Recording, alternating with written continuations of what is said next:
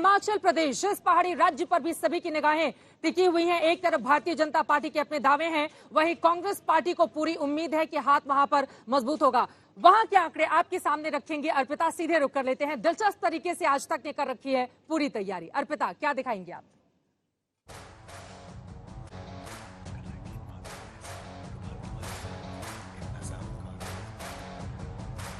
तो मैं आपको लेकर आ गई हूं हिमाचल प्रदेश, जहां पर एक एक सीट, वोट शेयर, हर अपडेट सिर्फ आज तक पर आप देखेंगे। और अब से थोड़ी ही देर में एग्जैक्ट पोल, यानी क्या एग्जिट पोल के आंकड़े कहते हैं, वो सारे आंकड़े ये जो स्क्रीन पर आप देख रहे हैं, बीजेपी, कांग्रेस, आम आदमी पार्टी, ये सारे जो अभी 0-0 आप देख रहे हैं, इसमें कितनी सीटें बीजेपी को जाती हैं, कांग्रेस को जाती हैं, वो सारी सीटों के बारे में डिटेल से आप तक जानकारी पहुंचाएंगे। हिमाचल प्रदेश छोटा सा राज्य, 68 सीटें जरूर हैं, लेकिन मुकाबला यहां बहुत दिलचस्प है, क्योंकि करीब 30.5 साल का अगर आप देखें पीछे इतिहास उठाकर, तो यहां पर ट्रेंड रहा है हर 5 साल में सरकार बदलने की। तो क्या यहां रिवाज बदलेगा या सरकार बदल जाएगी, ये बड़ा सवाल है, इसलिए मुकाबला यहां दिलचस्प है। बीजेपी के अपने दावे हैं कि इस बार जनता ने मन बनाया है रिवाज बनाने के लिए, लेकिन कांग्रेस अपने दावे कर रही है, आम आदमी पार्टी भी है। क्या कोई खेल बिगड़ पाएगी, ये भी रहेगा। वोट शेयर किस पार्टी को कितने मिले, वो भी आपको बताएंगे। पल पल की अपडेट इससे जुड़ी हुई एग्जैक्ट पोल के माध्यम से आप तक पहुंचेगी,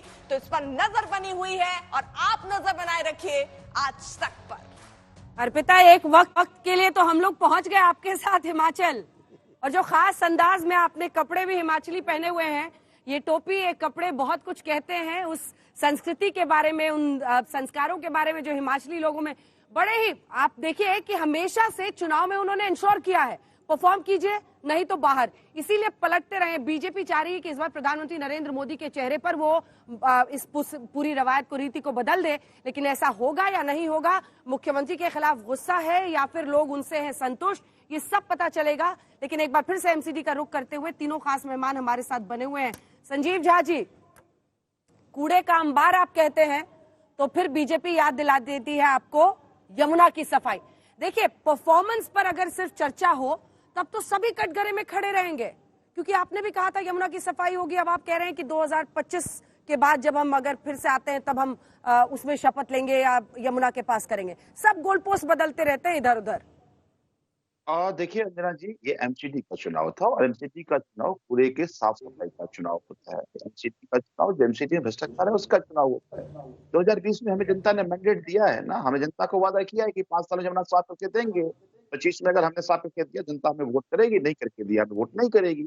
लेकिन मुझे लगता है कि 15 साल में जो भारतीय जनता पार्टी एमसीडी में थी, क्या पूरा साफ हुआ कि नहीं हुआ?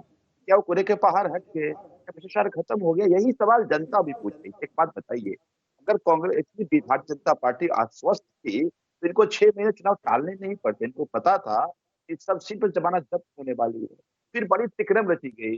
क्या 250 करने के पीछे क्या लॉजिक, जनता को समझ में तो नहीं। जनता ठीक है, आपकी ये बातें महत्वपूर्ण है, लेकिन इसी के साथ सवाल पूछा जाता है, कूड़े का पहाड़ वो दिख रहा है आंखों के सामने, वैसे ही यमुना में जो जल प्रदूषित है वो भी तो नजर आ रहा है। वो उसका एग्जाम्पल तो आप लोग सेट कर सकते थे, उसमें आप लोगों को कामयाबी क्यों नहीं मिली? फिर भरोसा और ज्यादा बढ़ जाता ना आम आदमी पार्टी के ऊपर। हम उस नहीं रहे, हम पिछ रहे हैं, अलग जगह लगाए जा रहे हैं, वो तमाम काम कर रहे हैं।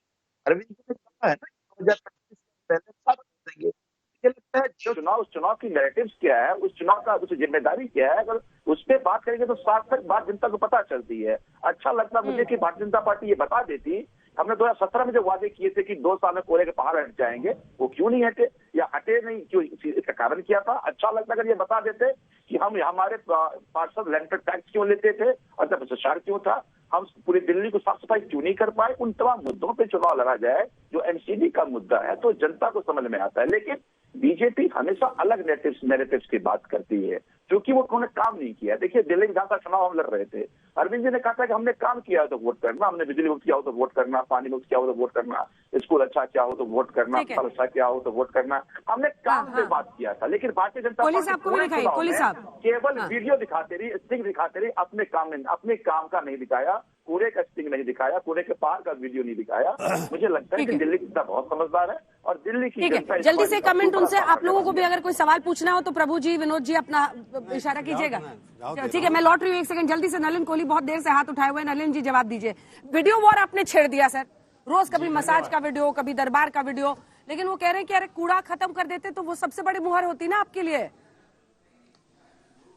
ऐसा है, मैं इस पे सबसे मुझे इंटरेस्टिंग बात लगी संजीव जी जो कह रहे थे वो ये है कि दिल्ली की जनता अगर जिंदा रहेगी इस जहरीले हवा को लेते लेते तो जाकर आपका काम देखेगी ना, और दिल्ली की जहरीले पानी पीते पीते तब बचेंगे ना आपका काम देखने के लिए।